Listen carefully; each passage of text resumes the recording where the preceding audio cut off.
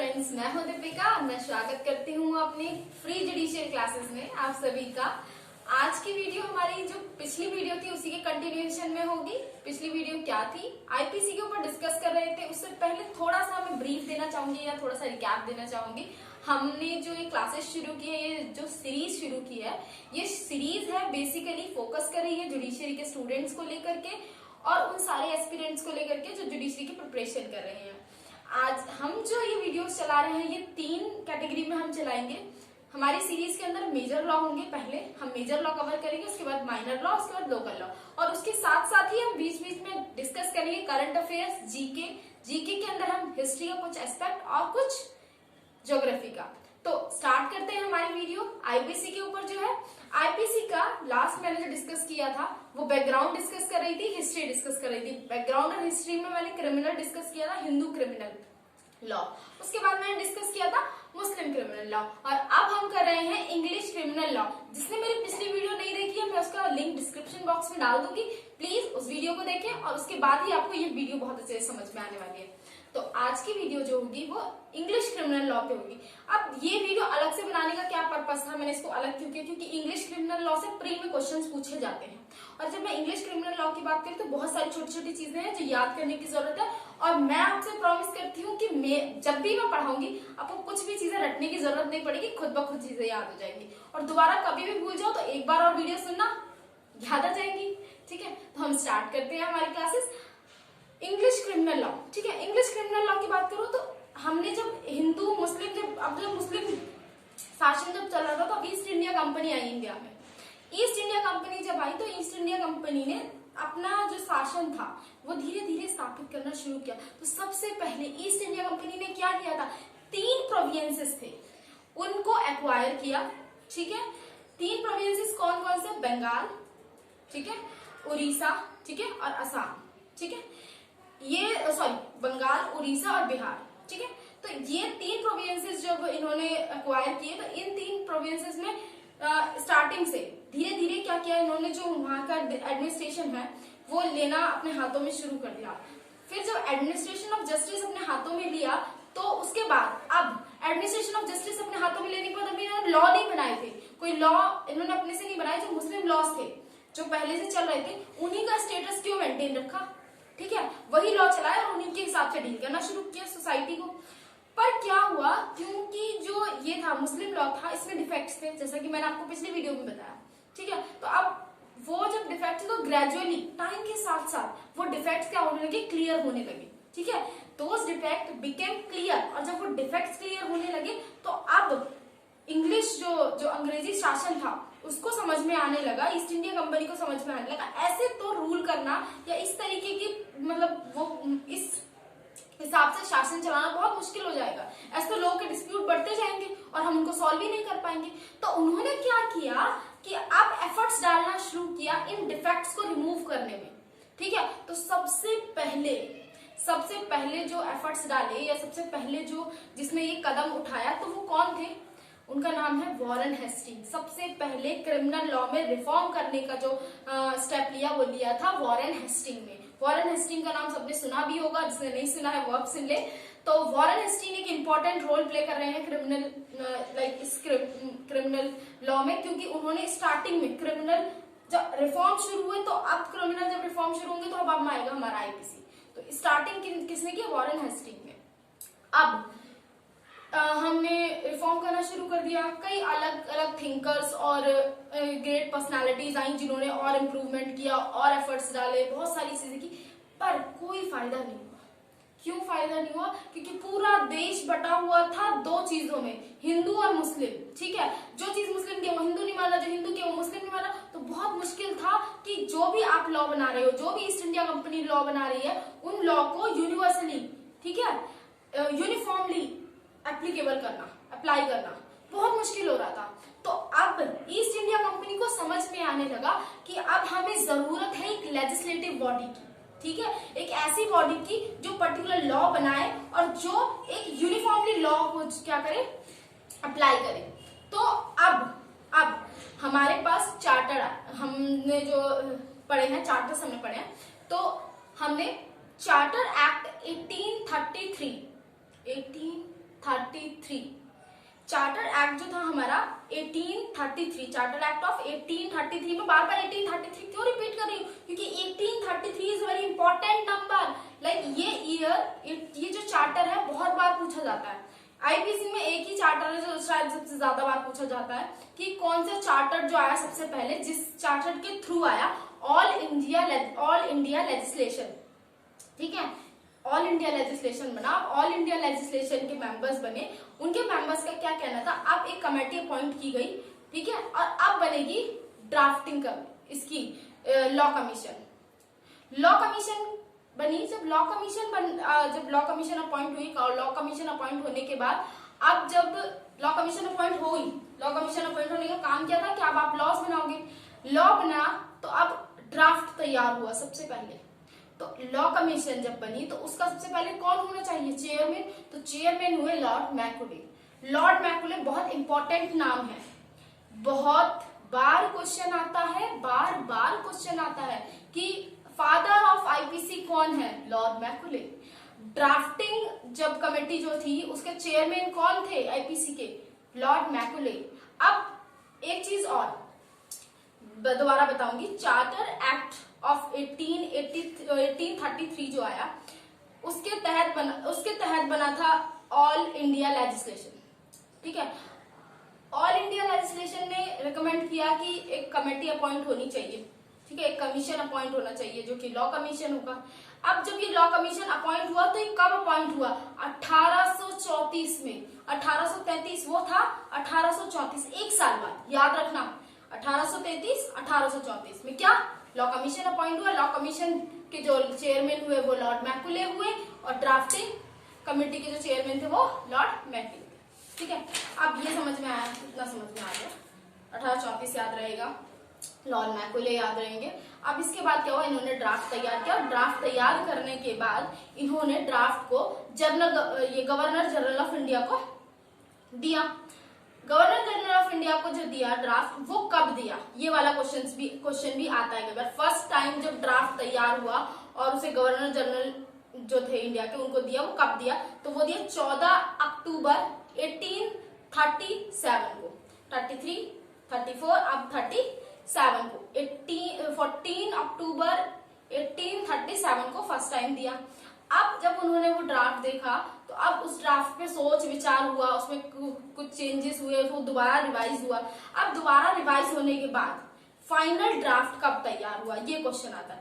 अब दोबारा रिवाइज होने के बाद फाइनल ड्राफ्ट तैयार हुआ 1850 में। 1850 में फाइनल ड्राफ्ट तैयार हो गया और उसे वापस लेजिस्लेटिव काउंसिल में रखा गया 1856 में। कब रखा गया, 1856 में, 6 साल बाद। और जब 1856 में रखा गया तो 6 अक्टूबर 1860 को जो हमारा ड्राफ्ट था, जो हमारा बिल था, वो हो गया पास। कब हुआ, 6 अक्टूबर 1860। वेरी इंपॉर्टेंट डेट, सबसे ज्यादा इंपॉर्टेंट डेट ये है।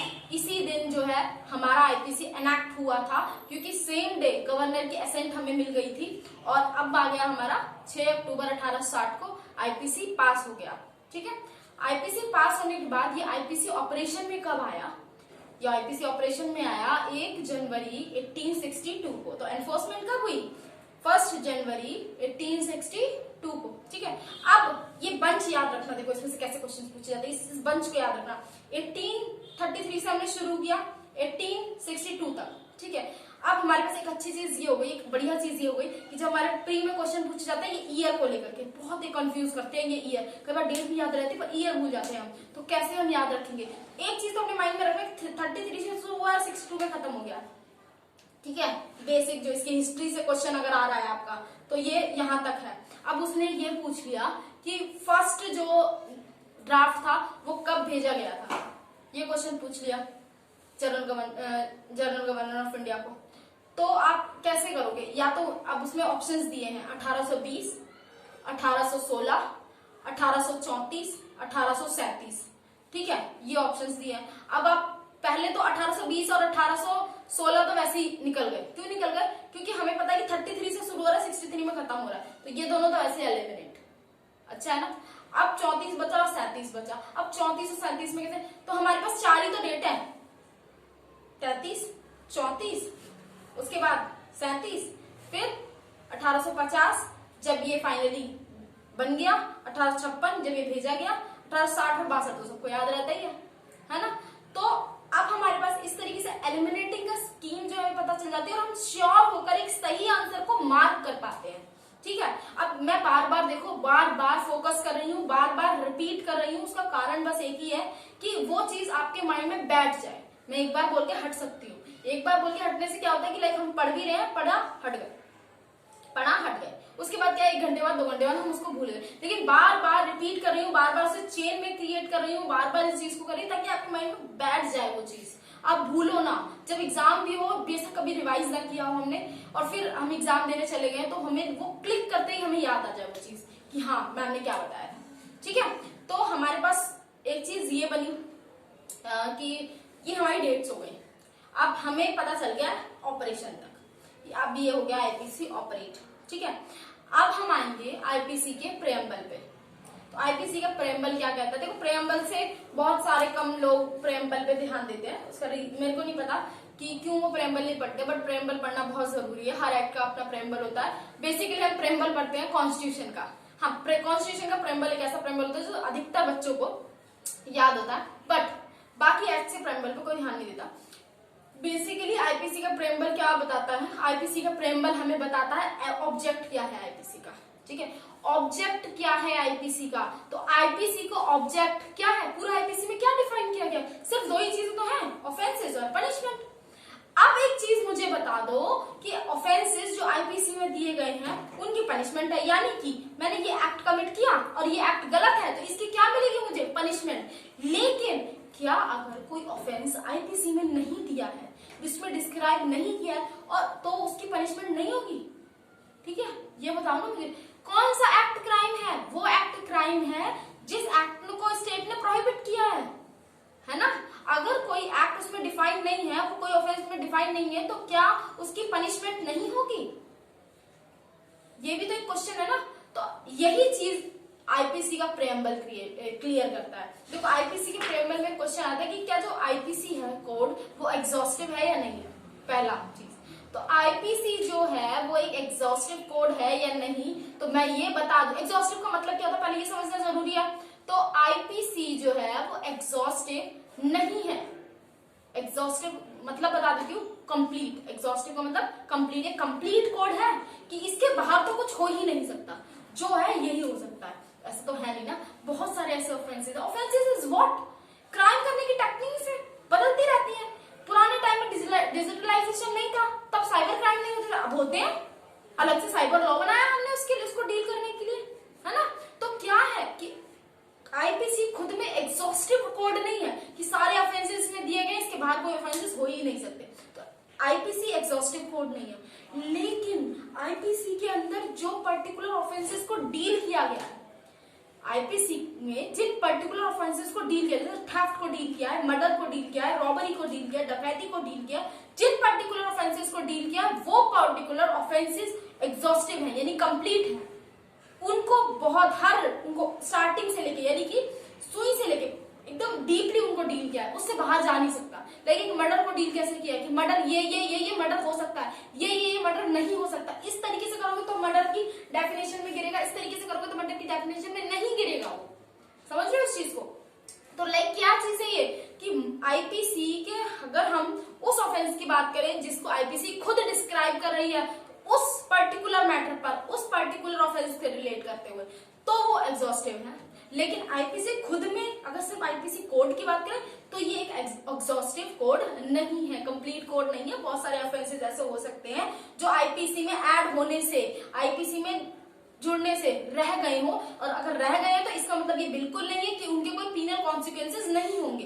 पहली चीज याद रखना, जब प्रेम्बल में आएगी याद हो जाएगा, है ना। अगली चीज बात करूं, क्या जरूरत है प्रेम्बल की, क्या नीड क्या है प्रेम्बल की? तो प्रेम्बल की नीड ये है कि अगर इस कोड को लेकर कोई भी एम्बिग्युइटी होती है, इस कोड को लेकर के कोई भी एम्बिग्युइटी होती है, कोई भी कंफ्यूजन होती है, ठीक है, तो हम क्या प्रेम्बल से उसको दूर कर सकते हैं।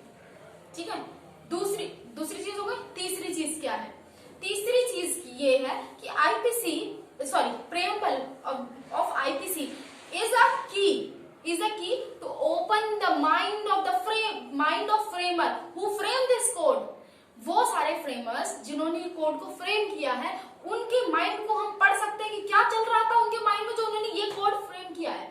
प्रेम्बल से पता चलता है हमें ये चीज, ठीक है, कि उनके माइंड में क्या चल रहा था, क्या ऐसी सिचुएशन रही होंगी, क्या ऐसे सर्कमस्टेंसेस रहे होंगे जो उन्होंने ये चीजें फ्रेम की। हमें समझ में आता ना, उस टाइम भी डकैती होती होगी तभी तो उन्होंने डकैती का प्रोविजन डाला, उस टाइम पे ये क्राइम होते होंगे तभी तो उन्होंने ये वाला प्रोविजन डाला। समझ में आता है ना। तो आईपीसी का फंक्शन क्या है, आईपीसी के जो फ्रेमर्स थे उनके माइंड में क्या चल रहा था, क्या सिचुएशन थी, क्या इंपॉर्टेंस था, क्या इंटेंशन था, ये सब भी किससे पता चलता है, हमें प्रीएम्बल से पता चलता है।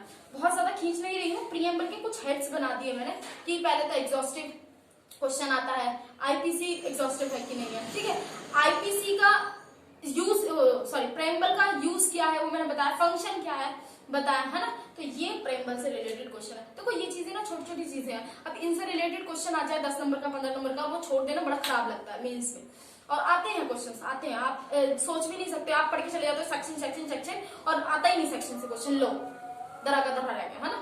तो इन सब छोटी छोटी चीजों को लेकर, अब ये चीजें पता भी होती है कई बार, लेकिन हमें एलिब्रेट नहीं करना आ रहा है, डिस्क्राइब नहीं करना आ रहा है, जिसकी वजह से हम बहुत बड़ा लॉस भुगत रहे हैं, है ना।